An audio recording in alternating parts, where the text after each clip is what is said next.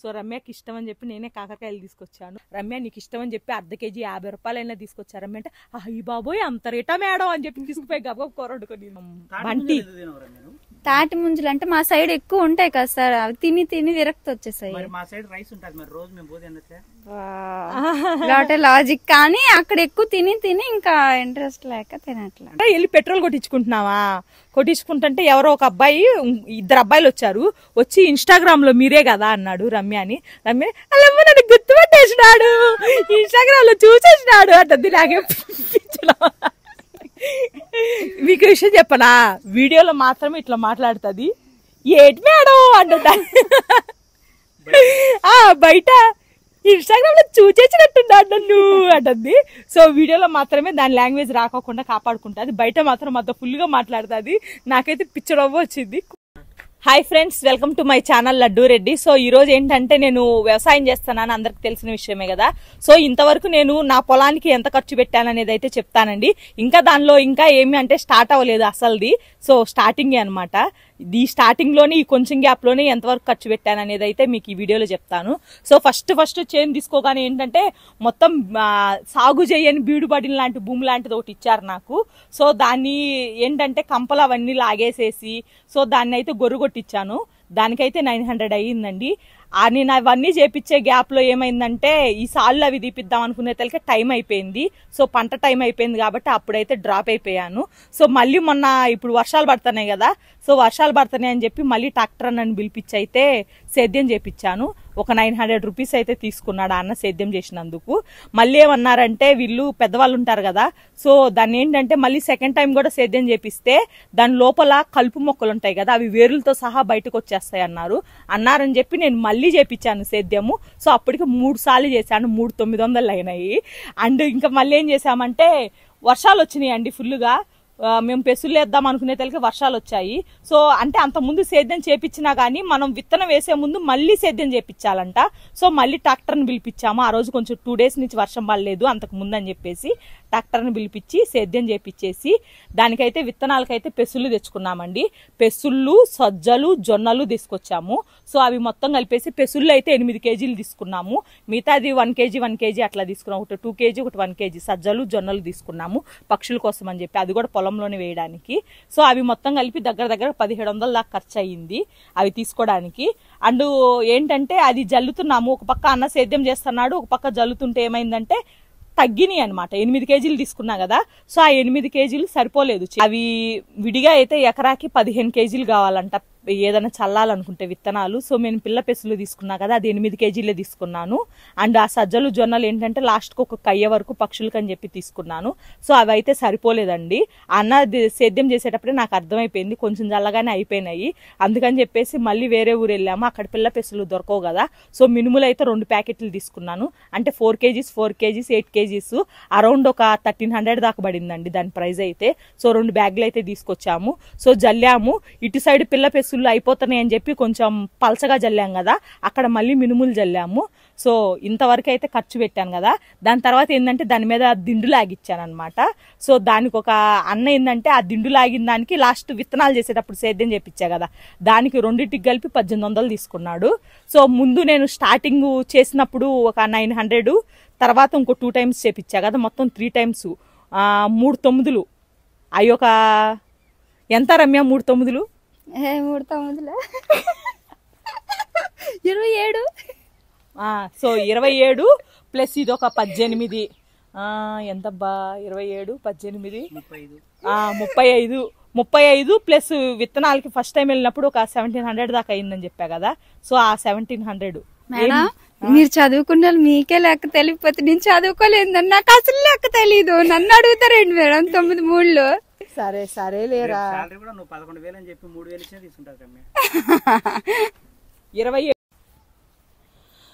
So ముందు 3 సార్లు సేద్యం చేపించాను కదండి. సో ఆ 3 సార్లు కలిపేసి 2700 అయింది. ప్లస్ ఏంటంటే విత్తనాలకు ఒక 1700 పెట్టాను. అండ్ ఈ లాస్ట్ టైం అంటే అన్న దిండు లాగిన దానికి ప్లస్ విత్తనాల దానికి, అదే దిండు లాగిన దానికి విత్తనాలు జల్లే ముందు సేద్యం చేసిన దానికి ఒక 1800 తీసుకున్నాడు. ప్లస్ నేను అక్కడికి వెళ్ళి తీసుకొచ్చా కదా, అరౌండ్ ఒక 1300 అయ్యింది. సో మొత్తం కలిపి 7500 అయ్యిందండి. ఇంతవరకు అయితే నా పొలానికి నేను 7500 అయితే ఖర్చు పెట్టాను. సో ముందు ఇది ఇంతటితో అయిపోదులేండి. అంటే ఇత్తనాలు తీసుకొచ్చా కదా నేను హైదరాబాద్ వెళ్ళి, ఇంకా అదైతే పెద్ద ఖర్చు. పోవడానికి స్లీపర్ ఒక 1200, రావడానికి స్లీపర్ ఒక 1200, అక్కడ రూమ్ కి ఒక 2000 రెంట్ ప్లస్ తింటారా మేడం? నేనేం 10,000కి ఏం తినలేదు. తినేదో చెప్తా. సో నల్లిగోష్ బిర్యానీ, తర్వాత అల్లు అర్జున్ మూవీకి వెళ్ళాము. ఏంది ట్రిపుల్ ఏ సినిమాకి మూవీకి వెళ్ళాము. సో అల్లు అర్జున్ మూవీ చూసిన తర్వాత మళ్ళీ మహేష్ బాబు మూవీ చూడకపోతే ఫీల్ అవుతాడని అక్కడ నుంచి ఏఎంబి మాల్ శరత్ సిటీ, మేము ఎక్కడో అమీర్పేటలో ఉంటే అక్కడ నుంచి శరత్ సిటీ మాల్కి తీసుకొని వచ్చింది. సో దాంతోపాటు మళ్ళీ మరుసటి రోజు ఏంటంటే అక్కడికి వెళ్ళాము, అక్కడ నాటు విత్తనాలు ఇవి కొనుక్కుందామని. సో మేము వెళ్ళింది నాటు విత్తనాలకే, బట్ పెట్టింది మాత్రం మళ్ళీ లడ్డు గారు తిన్న తిండి. ఇంకా 24 hours ఆ మొబైల్ పట్టుకుంటుంది కదా, అదే పనిలో అదే పొజిషన్లో ఉంటుంది, ఎత్తుకుతానే ఉంటుంది. ఇంకా ఏం దొరుకుతాయా మళ్ళీ మర్చిపోయినా చెప్పడం. ఫ్రూట్స్ తెచ్చుకొని తినడానికి ఓన్లీ ఫ్రూట్స్ కోసం ఏ మాల్కి రాపోయింది నువ్వు? లూలు మాల్కి వెళ్ళి ఫ్రూట్స్ తెచ్చుకొచ్చింది. ఆ థియేటర్కి వెళ్ళామంటే ఊరుకుంటుందా? ఆ థియేటర్లో ఏంటంటే ఒక పక్క సినిమా తక్కువ, ఆర్డర్లు ఎక్కువ ఉంటాయి. వాళ్ళు ఎత్తుకుతుంటారు లైట్లు వేసుకుని ఎక్కడెందుకు లడ్డు అని. అంటే కనుక పాప్కార్న్ కాసేపు, న్యూడిల్స్ కాసేపు, ఇంకేం తిన్నావు లడ్డు, ఐస్ క్రీమ్ అన్నీ అడ్డమైన గడ్డి అలా మొత్తం. మీరు తినే లిస్ట్ చెప్తారేంటి మేడం? ఇప్పుడు తిన్న లిస్టా చెప్తానుండు. పోగానే ఒక బోబో జ్యూస్ తీసుకున్నా, బోబో జ్యూస్ అంటారు, అదొక 150 తీసుకున్నాడు. బోబో జ్యూస్ అంటే ఈ జెల్లీస్ వచ్చినాయి చూసావా, లీచీ జ్యూస్. సో అది బోబో జ్యూస్ ఒకటి, మళ్ళా ఒక వాటర్ బాటిల్ అండ్ ఒక పాప్కార్న్, ఒక కూల్ డ్రింకే 1000 రూపాయలు తీసుకున్నాడు. ఏం ఖర్చు ఎక్కువైందండి. సో విత్తనాల ఖర్చు కూడా ఉంది. ప్లస్ నేను అక్కడి నుంచి దాన్ని ఏమంటారు ఓలా బుక్ చేసుకొని పోవాలా, అక్కడికి పోయి అక్కడ విత్తనాలు అన్ని తీసుకున్నాం. విత్తనాలు కూడా అక్కడ ఒక 1000 పైన అయినాయి, 1000 పైన అని ఒక అరౌండ్ అంటే రౌండ్ ఫిగర్ ఒక 1200. ఇప్పుడు కూడా ఏంటంటే నేను హైదరాబాద్ వెళ్ళి తీసుకొచ్చిన నాటు దేశీ విత్తనాలే కాకుండా మిగతావి నాటు దేశీ విత్తనాలు ఎక్కడ దొరుకుతాయో అందులో కూడా రేరెస్ట్ అనమాట, అంటే చాలా ప్రత్యేకమైనవి ఉంటాయి మన సైడ్ దొరకని లాంటివి.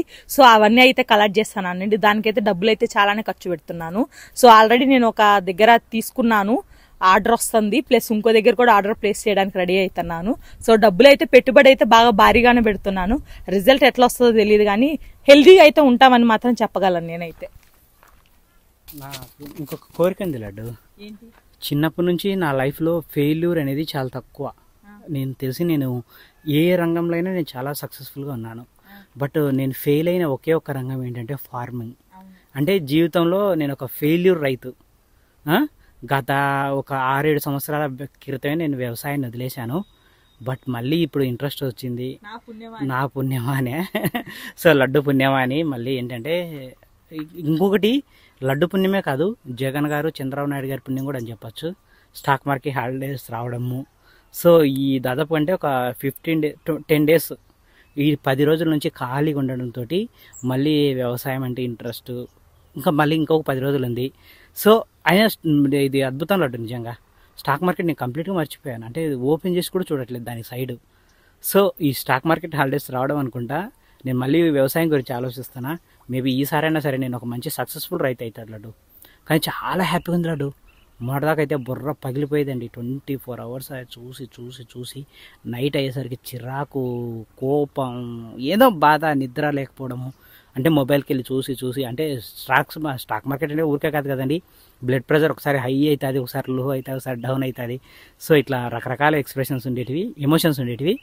సో ఇప్పుడైతే చాలా హ్యాపీగా ఉన్నాను నిజంగా. మళ్ళీ చేద్దాం లడ్డు ఫార్మింగ్ చేద్దాం. రాత్రి రమ్య ఏం చేసిందంటే యాజ్ యూజువల్ ఈ మధ్య ఎందుకో 1 week నుంచి పవర్ కట్స్ అవుతున్నాయి కదా. సో పవర్ కట్ అయింది, నేను రమ్య దగ్గరే కూర్చొని ఉన్నాను. సో వీడియో ఏం దిద్దాం అన్నట్టు మాట్లాడుకుంటున్నాం అనమాట. రమ్య సడన్గా మేడం మేడం మేడం మేడం అని అరిసింది. నేను దెబ్బకి మంచం ఎక్కి నిల్చున్నా. తీరా చూస్తే కింద ఒక పురుగు ఉంది. ఆ పురుగుని చూసి అదేదో పెద్ద పాము వచ్చిన లెవెల్లో అరిసింది. ఏంది రమ్య అలా అరిసా అంటే అది పురుగు కాదు జర్రి. మరి పురుగు అనుకో సరేలే కుట్టేసిన కాదు, జర్రి మాత్రం డేంజర్ కదా మేడం. అదే కదా అది. సో అదేంటంటే నిజంగా అది కుట్టినా మేబీ ఏం కాదేమో. నేను ఎగరడానికి పైన దాని రేకులు ఉంటాయి కదా, సో రేకులకి వెళ్ళి ఇట్లా జస్ట్ తల మిస్ అయింది, కొట్టుకునేదాన్ని, అంత భయపెట్టింది. నేనుండి పామ ఏంటంటే మేడం పామ వస్తే నేను ఎందుకు ఇక్కడ నిల్చొని అరుతాను, అంత దూరం పోయి అరుతా కదా అంట. అది అంత దూరం పోయి అరిచేలోపు నేను అయిపోతా, చూడండి ఎట్లా చెప్తుందో. అది చిన్నది కాబట్టి దగ్గరుండి మేడం మేడం అని అరిసిందంట. అదే పామ అయితే దూరంగా పరిగెత్తి అరిసిద్దంట. నువ్వు పాము అయితేనే దగ్గరుండి అరసాలా. రాత్రి మీకు విషయం చెప్పనా, ఈ పిల్ల బాగా భయపెట్టింది. నేను మా ఇంటికి వెళ్ళి ఇట్లా పడుకున్నానా, ఈ కాలికి ఏదో తగిలింది, అంటే లైక్ బెడ్షీట్ ఏదో తగలగాని ఏదో అనుకుని ఇట్లా ఉలిక్కి పడినాను నేను. నన్ను నిజంగా భయపెట్టింది. ఫేస్ వాష్ చేసుకుంటున్నాను, కాలికి ఏదో తగిలినట్టు అనిపించింది, మళ్ళీ భయపడినాను. అట్లా అది భయపెట్టడం నైట్ మొత్తం నేను భయపడతానే ఉన్నాను. నిజం రమ్య. ఏమో మేడం మా ఊర్లో ఇలాగే అరుస్తాం మరి. ఇలాగే అరుతావు నువ్వు. గుండె నాకు నిజంగా అండి, హార్ట్ పేషెంట్లు ఎవరు ఉంటే దెబ్బకి చచ్చిపోతారు దీని దెబ్బకి. నాకు నిజంగా ఆ భయం పోలేదు. రాత్రి మొత్తం నేను అన్నిటికీ ఉలికి పడతానే ఉన్నాను, ఏదో దయ్యాన్ని చూసినట్టు, ప్రేతాత్మలాగా. ఏదో దయ్యాన్ని చూసి చిన్నపిల్లలు దడుచుకొని ఉలికి పడతారు చూసావా, అట్లా అయింది రాత్రి నా పరిస్థితి. ఇది సో ఇప్పుడు రమ్య అయితే ఏం కర్రీ చేసావు రమ్య? కాకరకాయ మై ఫేవరెట్. సో రమ్యకి ఇష్టం అని చెప్పి నేనే కాకరకాయలు తీసుకొచ్చాను. 2 రోజుల నుంచి తిప్పుతాను ఇంటికి. అది ఏదో ఒక రీజన్ చెప్తుంది. మేడం నేను పులుసు అన్నం చేసుకున్నా, మేడం నేను గుడ్డు కూర చేసుకున్నా అనింది. సో ఫైనల్గా ఈ రోజు అయితే తీసుకొచ్చి ఇచ్చా. అది కూడా ఏం చెప్పాను తెలుసా, రమ్య నీకు ఇష్టం అని చెప్పి అర్ధ కేజీ 50 రూపాయలైనా తీసుకొచ్చా. రమ్య అంటే అయ్యి బాబోయ్ అంత రేటా మేడం అని చెప్పి తీసుకుపోయి గబగబ కూర వండుకునింది. లేకుంటే ఇంకో 2 రోజులు దాన్ని అంతే బొరగబెట్టేది కాయల్ని. సో నిన్న ఏదో కొనుక్కుంటానని చెప్తే ఆలుగడ్డకి తీసుకొని వెళ్ళానండి. సో లంచ్ టైం అవుతుంది కదా, ఎందుకు కుక్ చేయడం, బిర్యానీ తీసుకుందా అంటే నాకు వద్దు బిర్యానీ అంటుంది. చూడండి ఎక్కడికి తీసుకెళ్ళిన ఇట్లాగే చేస్తాంట అది. సో నాకు ఇటు సైడ్ బిర్యానీ నచ్చలేదు కాదు, మా సైడ్ బాగుండేది బిర్యానీ, ఇక్కడ నాకు నచ్చలేదు అందుకే తినలేదు. సో చూడండి లేదండి, నేను నిజంగా చెప్తున్నా కదా, అక్కడ బిర్యానీ చాలా బాగుంటుంది, అక్కడ చాలా మంది ఉన్నారు. నేను పోయి బిర్యానీ తీసుకుంటా అంటే ఇది బయట నుంచి వాళ్ళని అడుగుతుంది, తమ్ముడు ప్లేట్ ఎంత, తింటే ఎంత, పార్సల్ ఎంత అడిగి వాళ్ళని. తిననప్పుడు ఎందుకు సైలెంట్గా ఉండొచ్చు కదా, నీకు నచ్చలేదు కదా ఎందుకు అడిగినావు వాళ్ళని, ఏం చెప్పినారు చెప్పు? మామూలుగా అక్క ఏం చేస్తావు ఏంటో అన్నారు, అందుకని వాళ్ళతో ఏం మాట్లాడాలి తెలియక బిర్యానీ గురించి మాట్లాడా. బిర్యానీ తింటే ఎంత, పార్సల్ ఎంత అని అడుగుతుంది. నిన్ను పెట్రోల్ బంక్ దగ్గర వెళ్ళి పెట్రోల్ కొట్టించుకుంటుంటే ఎవరో ఒక అబ్బాయి, 2 అబ్బాయిలు వచ్చి ఇన్స్టాగ్రామ్ లో మీరే కదా అన్నాడు రమ్య అని. రమ్య అలా నన్ను గుర్తుపట్టేసినాడు, ఇన్స్టాగ్రామ్ లో చూసేసినాడు అంటుంది. నాకే మీకు విషయం చెప్పనా, వీడియోలో మాత్రమే ఇట్లా మాట్లాడుతుంది, ఏటి మేడం అంటుంటా. బయట ఇన్స్టాగ్రామ్ లో చూసేసినట్టున్నాడు నన్ను అంటుంది. సో వీడియోలో మాత్రమే దాని లాంగ్వేజ్ రాకోకుండా కాపాడుకుంటుంది, బయట మాత్రం అంత ఫుల్ గా మాట్లాడుతుంది. నాకైతే పిచ్చడవ్వ వచ్చింది. ఇదండి ఈ రోజు వీడియో. ఐ హోప్ ఈ వీడియో మీకు నచ్చిందని అనుకుంటున్నాను. అందరికీ బై బై.